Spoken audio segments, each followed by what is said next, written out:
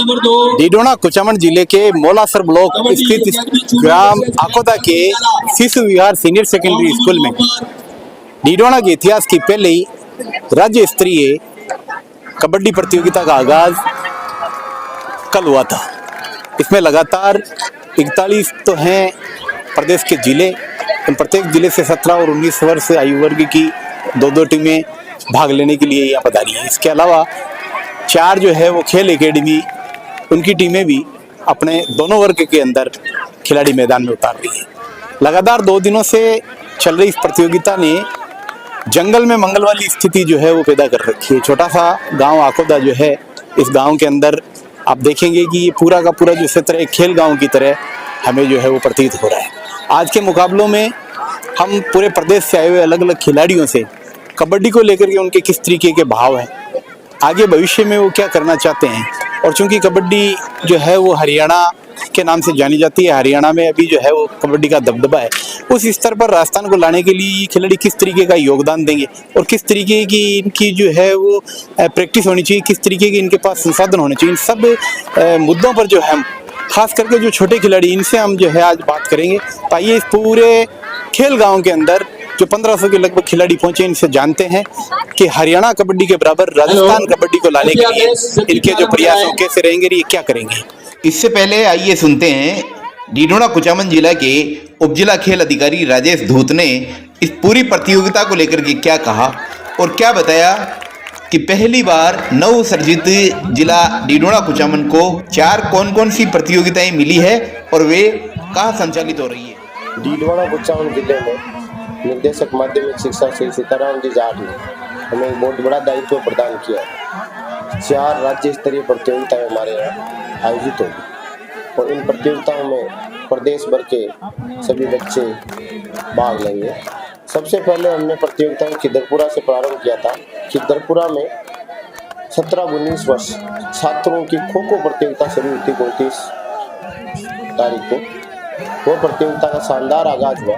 अगले ही दिन हमने आकोदा में शिशु विहार स्कूल में छात्राओं की 17-19 वर्षीय प्रतियोगिता का आयोजन किया था। इस प्रतियोगिता का उद्घाटन 70 और मैचेस ग्राउंड बहुत शानदार थे।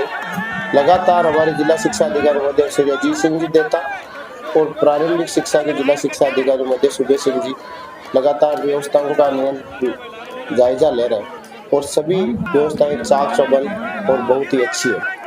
जहाँ पर भी मैदान बनाए गए, सरकार के नियमानुसार मैदान बनाए गए और पर्याप्त मात्रा में निर्देशालय से, संयुक्त निर्देशक से और यहाँ पर जिला शिक्षा अधिकारी महोदय द्वारा निर्णायक कार्य व्यवस्था, प्रधानाचार्य, व्याख्याता, शारीरिक शिक्षक और शिक्षक लगाए गए। आज तक स्कूल में 14 वर्षीय खो खो प्रतियोगिता आयोजन कल से शुरू हो गया है और आज परबसर में ही रोहित सैनिक स्कूल में 19 वर्षीय क्रिकेट प्रतियोगिता का उद्घाटन होगा। ये चारों प्रतियोगिताएं 29 तारीख से शुरू होकर 7 तारीख तक चलेगी और इन प्रतियोगिताओं में पूरे राज्य की टीमें भाग लेंगी। डीडवाना कुचामन जिले में इन प्रतियोगिताओं से खेल के प्रति बहुत शानदार माहौल बन रहा है। नए खेल के खिलाड़ी इनको देखकर प्रोत्साहित हो रहे हैं। यहाँ पर आज जैसे कबड्डी प्रतियोगिता है, आज सुबह ही इस कबड्डी प्रतियोगिता में प्रो कबड्डी के स्टार प्लेयर यहाँ आए थे, कई अधिकारी यहाँ आए थे और गाँव में आसपास के ग्रामीण एरिया में खो खो कबड्डी इनके प्रति बहुत शानदार रुझान। इन प्रतियोगिताओं से डीडवाना कुचामन जिले के कई लोग प्रोत्साहित होकर अच्छे बच्चे निकलेंगे, आगे राष्ट्रीय स्तर पर, अंतर्राष्ट्रीय स्तर पर देश का प्रतिनिधित्व करेंगे।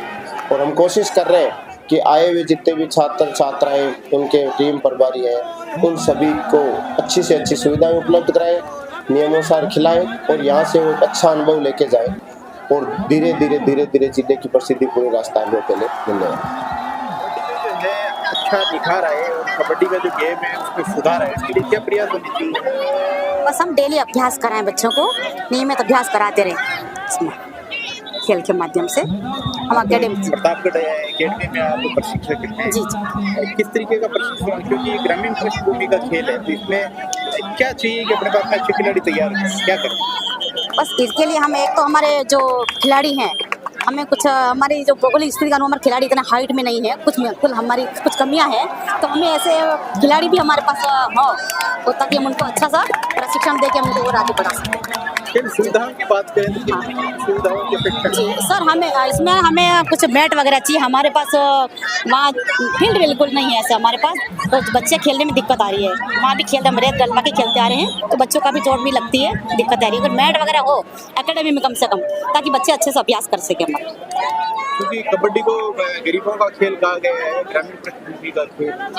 अब जो है वो कबड्डी हाईटेक हो गई है, प्रो कबड्डी जैसे इसके अंदर जो है माहौल परिवर्तन कर दिया गया है। जी, इसके लिए क्या मतलब सब जगह मेट होना अनिवार्य है या क्या माने? सब जगह नहीं, लेकिन जहाँ स्थिति ऐसी जैसे आपके यहाँ की जो है बहुत अच्छी ज़मीन है, यहाँ दिक्कत नहीं आ रही लगने में, लेकिन हमारे वहाँ की वो ज़मीन है पूरी कंकरीली ज़मीन है, तो उस पर बच्चों को लग जाती कर जाती, तो काफ़ी के पहले चोट भी आ चुकी है। अच्छे खिलाड़ी हमारे बाहर रह चुके हैं, अंदर आए भी, उनका हाथ फ्रैक्चर हो गया, वो नहीं आ पाए। तो जहाँ ऐसी स्थिति है वहाँ तो कम से कम होना चाहिए, वो भी एकेडमी में। एकेडमी का जब गवर्नमेंट कर ही रही है, थोड़ा और करना चाहिए। राज्य स्तरीय कबड्डी प्रतियोगिता अंडर 17 अंडर 19 यहाँ पर गर्ल्स के टूर्नामेंट चल रहे हैं, बहुत अच्छा है। कुल मिला के कह सकते हैं कि राजस्थान में कबड्डी का जो एक तरह से वापसी हो रही है हरियाणा में, और वहाँ अपन देखते हैं तो उस लेवल में राजस्थान की कबड्डी भी पहुँच रही है। ठीक कहा जा सकता है। ये बात सही है कि मानवीय संसाधनों की कहीं कहीं कमी, कोच के ज़्यादातर पद खाली है। हमारे शारीरिक शिक्षकों प्रमोशन को लेकर के भी बहुत सारी समस्याएं चल रही है, प्रमोशन नहीं हो रहे हैं, पद खाली है। शारीरिक शिक्षकों को भी अन्य भी बहुत सारी, तो ये कह सकते हैं कि मानवीय और कुछ जो ग्राउंड्स को लेकर के, एकेडमी को लेकर के, जैसा कि कल भी आपने बताया था कि एकेडमी यहाँ भी स्वीकृत हुई और उसके बाद में सरकार ने जैसे तैसे करके उसको वापस ले लिया, विड्रॉल कर लिया। तो ये छोटी मोटी समस्या है, लेकिन उसके बावजूद भी खिलाड़ी अच्छी मेहनत कर रहे हैं। सर कहा जाता है कबड्डी बिल्कुल गरीबों का खेल है, इसमें किसी तरीके की संसाधन की जरूरत नहीं है।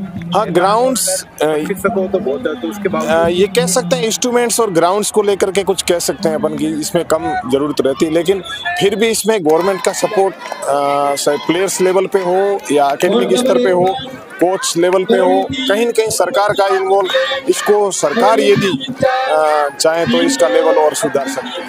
कबड्डी की उन्नति के लिए हमें क्या करना पड़ेगा, किस तरीके के संसाधनों की आवश्यकता है, सरकार को क्या करना पड़ेगा? सरकार इसके बारे में फिलहाल काफ़ी दिनों से बहुत अच्छे प्रयास कर रही है। पिछले जो सेशन था उसमें ग्रामीण ओलंपिक खेल थे, उसमें कबड्डी एक अहम भूमिका लेके उभरी थी और उस दौरान ग्रामीण प्रतिभाएं बहुत तेज़ी से आगे आई थी।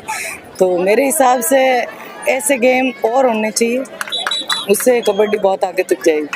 कहते हैं गरीबों का खेल है कबड्डी, बिल्कुल सस्ता ग्रामीण पृष्ठभूमि का खेल, उसके बावजूद भी कबड्डी जो है ये अपने मुकाम पर नहीं है जिस मुकाम पर हरियाणा है।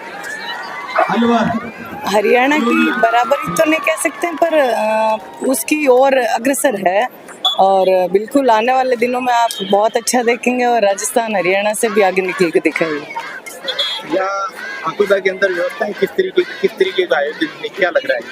आकुदा के अंदर जो स्टेट के टूर्नामेंट हो रहे हैं बहुत ही अच्छे टूर्नामेंट हो रहे हैं, सारी व्यवस्थाएं बहुत अच्छे तरीके से की गई है और कहीं किसी को परेशानी जैसा कुछ नहीं नज़र आ रहा है, बहुत अच्छी व्यवस्थाएं चल रही है। राजस्थान कबड्डी जो है वो अपने शिशुकाल में कह सकते हैं, क्योंकि अभी वर्तमान में पूरे देश के अंदर हरियाणा की कबड्डी का जो है वो कोई तोड़ पैदा नहीं हुआ है। राजस्थान की कबड्डी कब तक जो है संघर्ष करेगी और हरियाणा की कबड्डी की बराबरी के लिए क्या प्रयास अपने को करने चाहिए?